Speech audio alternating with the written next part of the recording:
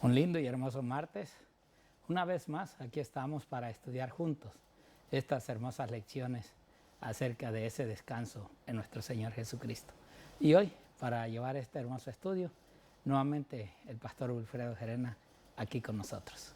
Pastor, bienvenido. Pastor, gracias. Muy buenos a todos. Gracias por estar con nosotros, acompañándonos en este estudio tan especial de la Escuela Sabática. La Escuela Sabática es un material que nos ayuda a explicar más profundamente la Biblia. Es una forma de estudiar la Biblia. Siempre me preguntan, ¿y cómo hace uno para estudiar la Biblia? Bueno, se podría decir que la Escuela Sabática es un formato que va por temas, ¿verdad? Un tema general por trimestre, y vienen los subtemas, y eso ayuda mucho al estudio de la palabra del Señor. Y bueno, pues es que esperamos de que ustedes puedan conseguir el material en alguna tienda adventista o aquí en el Evangelio Eterno. Pueden conseguir también la lección de escuela sabática para que ustedes estudien y se sientan con nosotros a poder tener este repaso tan importante de cada día. Le damos la bienvenida y bueno, vamos a tener la oración entonces para que le demos inicio a este momento. Oremos. Bendito Señor que estás en el cielo, gracias por la oportunidad que nos da de estar en este espacio para el estudio de tu palabra, del repaso de la lección de escuela sabática, donde vamos a hablar un tema tan importante en cuanto al perdón de los pecados, y queremos pedirte, Señor, de que tú nos dé entendimiento, sabiduría y comprensión. Pero quiero pedirte bendición especial para los que nos están viendo en este momento, que la situación que tengan en sus vidas, tú los ayudes. Sé que hay padres que sufren en sus matrimonios, hay padres que sufren por sus hijos, que de pronto no están haciendo las cosas bien. Pido por estas personas que están aquí en este estudio. Gracias por escucharnos y guíanos de la mejor manera. En el nombre de Jesús, amén. Amén.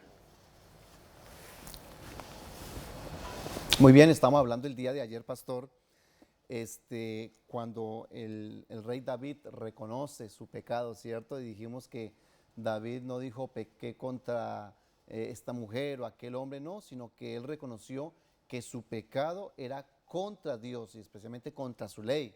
La ley de Dios claramente dice no cometerás adulterio, y él estaba reconociendo lo que estaba o reconoció en ese momento. Pero ¿sabe qué lo interesante, pastor? De que en el texto allí se menciona de que él recibe como ese pecado, ese perdón inmediatamente. O sea que Dios, eso es lo que Dios espera, de que nosotros, aunque hayamos pecado, tengamos la certeza y la seguridad que en el momento de nosotros confesar nuestro pecado está el perdón de Dios. Bueno, hay algo interesante en esta historia del capítulo 12 de Samuel, de segunda de Samuel, pastor. Recordemos que no nomás fue y decir, perdóname, Señor. Sí, claro. Hubo como, yo digo, un tipo de juicio, aunque no fue contra la persona de él, pero sí llegó que el pecado, el fruto del pecado, desapareciera, o sea, quitarle la vida. Que esto, pues a veces, algunos a veces no entendemos por qué Dios tiene que usar este medio en el cual el bebé tuvo que pecar o tuvo que caer, que ser el condenado, ¿no? Aunque David pues hizo todo lo posible por tratar y buscar de una manera que Dios tuviera misericordia de él. Claro, un hijo se ama, un hijo se quiere,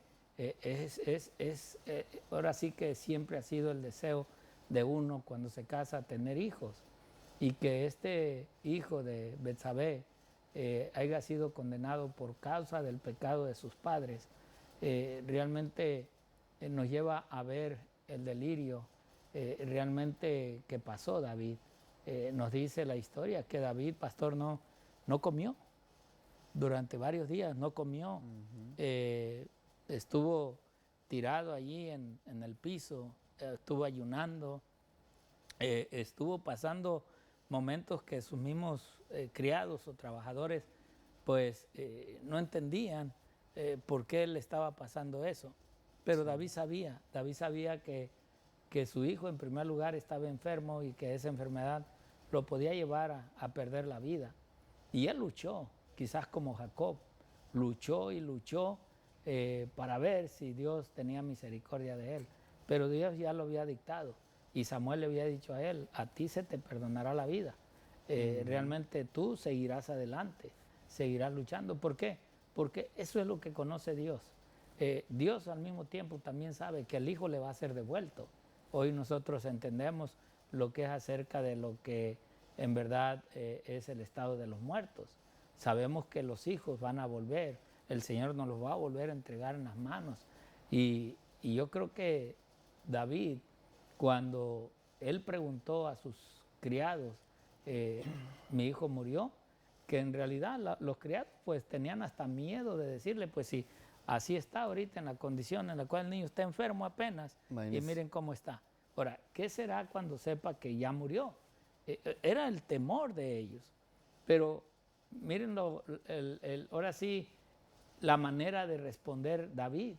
David no se tiró y se revolqué. ¿Por qué lo hiciste, Señor? ¿Por qué permitiste que pasara esto? O sea, no, y en realidad no tenía palabras para reclamo, porque él sabía que había pecado ante la presencia de Dios. Entonces, ¿cómo reclamarle a Dios algo que nosotros sabemos que hicimos mal? Y él tenía que en ese momento, pastor, tener cabeza fría, porque usted sabe que anteriormente una persona sin temor de Dios, un rey desencajado, apenas que le hubieran dicho su hijo murió, también démosle muerte a toda esta gente que vino aquí, o sea, una persona desencajada también, Sí. pero el rey David tenía los pies en la tierra, había reconocido que había cometido un pecado grave, sintió la tranquilidad de cuando Natán le dice, bueno, ha sido redimido, pero la consecuencia las va a tener de que tu hijo va a morir. Y eso lo tuvo que haber hecho reflexionar y no cometer más errores, porque imagínense, no, darle muerte a sus ayudantes y hasta la cocinera y todo, o sea, porque eso puede llegar a pasar. Pero él tenía los pies en la tierra de que, bueno, cometí un error, aquí están las consecuencias y tengo que asumirlo. Y aparte de eso, pastor, no nomás fue en la muerte de ese hijo. Nosotros quizás en los días que quedan vamos a poder analizar un poquito Lo que vino más adelante. Lo que vino más adelante. O sea, no fue nada más de que en ese momento pues ya Murió el pasó. nene y ya. No. Sí. O sea, esta historia de él, de David, se conoció en todo el reino. Se supo que los hijos aprendieron o supieron de eso y cómo lo vivió. Entonces ahora tú cómo puedes aconsejar a uno de tus hijos que no lo haga cuando tú lo hiciste, tú lo realizaste. Y tanto así que el texto 14 creo que dice que cuando el asunto se supo, dice que los enemigos blasfemaron contra Dios. O sea, claro, decir, ay, no es que tanto que hijo de Dios, tantos, o sea, hasta la burla yo creo que dice, tu hijo va a morir, ¿cierto? Porque ya cuando se meten ya con Dios directamente, blasfemar el nombre del Señor es algo terrible. Y las consecuencias a veces... Nosotros, sí, es verdad, nosotros tenemos que creer y sentir de que, bueno, que Dios nos ha perdonado, pero hay consecuencias que son inevitables, nos escapa uno de eso. Así es. Mire, pastor, si me permite, Claro. déjeme leer una parte de los escritos de Elena G. de White, que ella habla y dice, ¿no?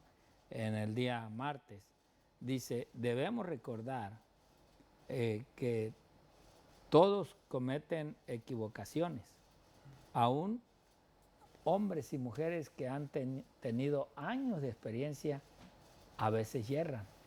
O sea, esto nosotros, hermanos, en realidad tenemos que comprender que aunque haya hombres que hemos reconocido, que vemos que están entregados en las cosas de Dios, va a llegar un momento en que pueden errar, pero no los condenemos.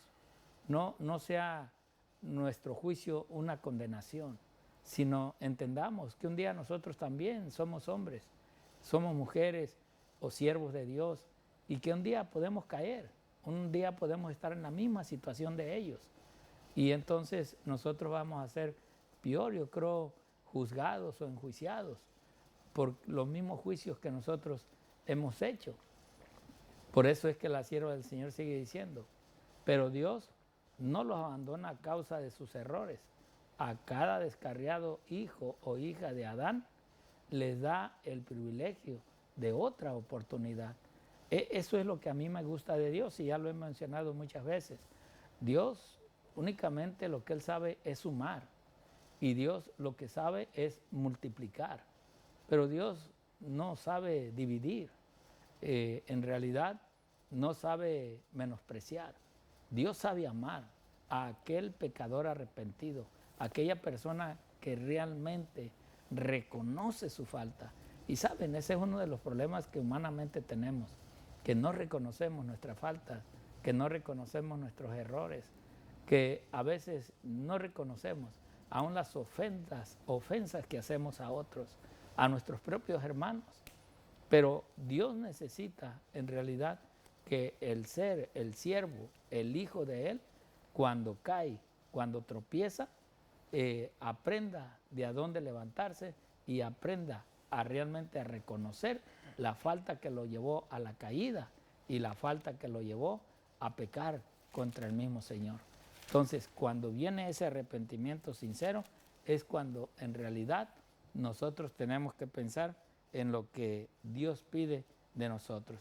Miremos esta otra cita, a menos que el pastor tenga algún comentario de esto. Termina la cita ahí. ¿Sí? Sí. Miren esta otra cita. Esta otra cita dice, los que señalando el ejemplo de David tratan de aminorar la culpa de sus propios pecados, debieran aprender de las lecciones del relato bíblico que el camino de la transgresión es duro, aunque, como David, se volvieran de sus caminos impíos, los resultados del pecado aún en esta vida serán amargos y difíciles de soportar. Yo creo, hermanos, que esto cuando nosotros lo entendemos, cuando acusamos a otros, en este caso, muchas veces para nosotros quizás librarnos de una falta o un pecado, citamos estos relatos, las fallas de los profetas, la falla de los apóstoles, y buscamos en la Biblia algo que nos defienda la caída de nosotros. No estamos para buscar la caída de los demás, estamos para pensar en la caída que yo mismo me provoqué, que yo mismo hice y que en su momento tengo que reconocerlo. Pero hay unos, oh no, pues si David pecó, yo porque también yo tengo derecho a pecar. No, no hay ningún derecho para pecar, ningún derecho. Lo único que nosotros tenemos que saber es de que lo que tenemos que hacer hay que realizarlo. Por eso, no recuerdo bien la cita, pero Pablo fue uno de los que mencionó, ¿verdad? Y que dijo muy claro, ya cuando uno no vive en sí mismo, su espíritu, pero ya vive Cristo en uno, la persona tiene que cambiar, tiene que ser diferente, tiene que reconocer su falta contra Dios y aún contra el prójimo que se cometió.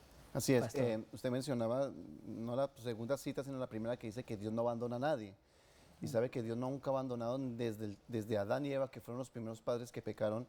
Dios no nos ha abandonado a nosotros, como algunos nos han hecho creer o dicen por ahí, no, Dios nos dejó tirados, nos dejó abandonados y ahí estamos. No, que por cierto eso es como el pensamiento del deísta, creen eso, de que Dios nos abandonó y ahí esto se formó un tremendo problema y ahí quedamos, ¿no? Nosotros, la palabra del Señor claramente dice que Dios, a pesar de lo que ha sucedido, siempre ha estado con nosotros. Y lo que hace el rey David es reconocer, no solamente así como así para tener el pecado, sino sentir dolor, rechazo por el pecado y sentir lo que es la confesión.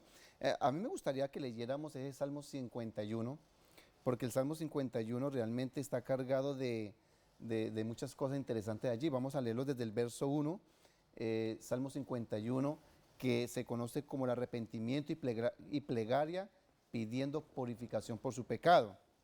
Ten piedad de mí, oh Dios, conforme a tu misericordia, conforme a la multitud de tus piedades, borra mis rebeliones, lávame más y más de mi maldad y límpiame de mi pecado, porque yo reconozco mis rebeliones y mi pecado está siempre delante de mí. Contra ti solo he pecado y he hecho lo malo delante de tus ojos, para que seas reconocido justo en tu palabra y tenido por puro en tu juicio. He aquí en maldad he sido formado y en pecado me concibió mi madre. Entonces vemos por lo menos estas primeras partes del Salmo 51 de que él reconoce su pecado y él habla y él le dice al Señor que tenga piedad de él y le dice al Señor, límpiame de mi pecado. Y él reconoce que los juicios de Dios son sinceros, son justos, perdón, quiero decir, son justos, ¿verdad? Pues Dios no se equivoca. Pero qué bonito, ¿no? Que de esta situación de David se haya escrito un salmo que no solamente fue para la situación de él, sino que también podemos tomarlo como propio nuestro, leerlo y ver la situación de David, cómo él alcanza como esa purificación. El verso 6 dice, he aquí, tú amas la verdad en lo íntimo y en lo secreto me has hecho comprender sabiduría. ¿Es verdad?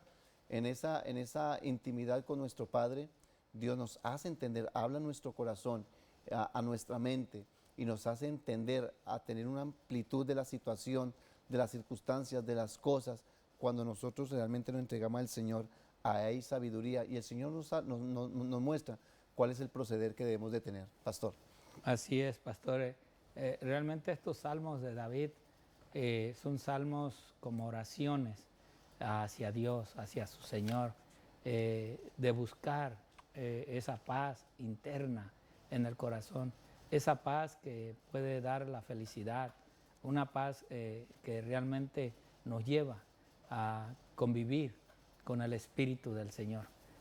Por eso en este libro que lleva por título Testimonios para la Iglesia, tomo 5, en la página 601 y 602, también la sierva del Señor describe esta confesión de David en el Salmo 51.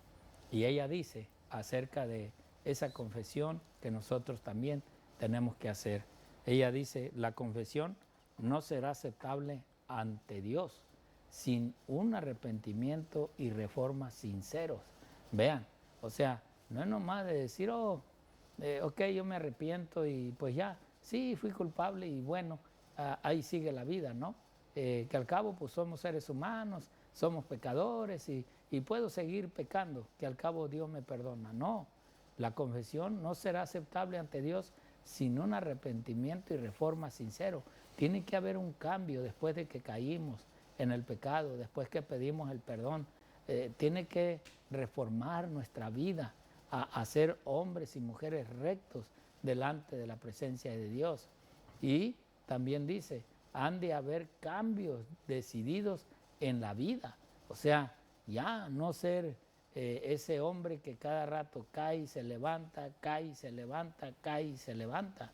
No, hermanos, necesitamos ver que donde cae uno, pues hay que tapar ese pocito y nunca más abrirlo para no volver a caer. Nosotros cada día necesitamos ponernos en las manos de Dios y que el pecado que nos llevó a pecar el día de ayer con Dios, a hoy no aparezca, a hoy no amanezca, a hoy no venga a nuestros sentimientos, a nuestro corazón y a nuestra mente. Por eso dice, todo lo que ofende a Dios ha de ser puesto a un lado. O sea, tú sabes que ofendiste a Dios, ya no pase eso sobre ti, ya eso no venga a la mente, ya eso no te recuerde. ¿Te imaginas cada día recordar la falta y el pecado? Es como decir, Señor, no me has perdonado, no has quitado mi ofrenda contra ti. O sea, en realidad necesitamos olvidarnos, eso ya pasó, y que cuando aparezca de nuevo esa misma tentación y esa rebeldía contra Dios, entonces sí, volver a suplicar a Dios, Señor, quita esto de a mí, quita esto, límpiame, purifícame como hisopo. O sea, en realidad hay formas y maneras de que podemos alcanzar esa limpieza. Y termina la sierva del Señor diciendo, a cada descarriado hijo o hija de Adán, les da el privilegio de otra oportunidad. Ten la paciencia, ten la seguridad que el Señor, aunque has pecado y has caído, pero te has arrepentido y has aceptado tu falta, Dios te perdona. Eso ten la seguridad. Tú ten la seguridad que Dios ha perdonado y no trates de buscarte culpable de nuevo a sabiendas que aún Dios te perdonó. Pastor. Sí, no busquemos culpables, bueno, el único culpable es uno, ¿verdad? Pero no busquemos, excusemos la situación, las cosas que hayan sucedido, ¿no? vayamos adelante, confiemos en el Señor de que el Señor nos va a perdonar. Hay personas que me dicen, pastor, pero yo cómo me voy a bautizar si he hecho esto y eso, le cuentan unas cosas terribles, pero de todas maneras para Dios todo pecado tiene perdón. Simplemente es colocarnos en la mano de nuestro Señor, seguir adelante, aceptar su salvación, el gran regalo que Dios nos ha dado. Amén. Recuerda, también nosotros hemos pecado contra Dios y aquí estamos, Amén. luchando por no volver a caer, pero confiando en Cristo Jesús. Que ese sea tu pensar. Muchas bendiciones.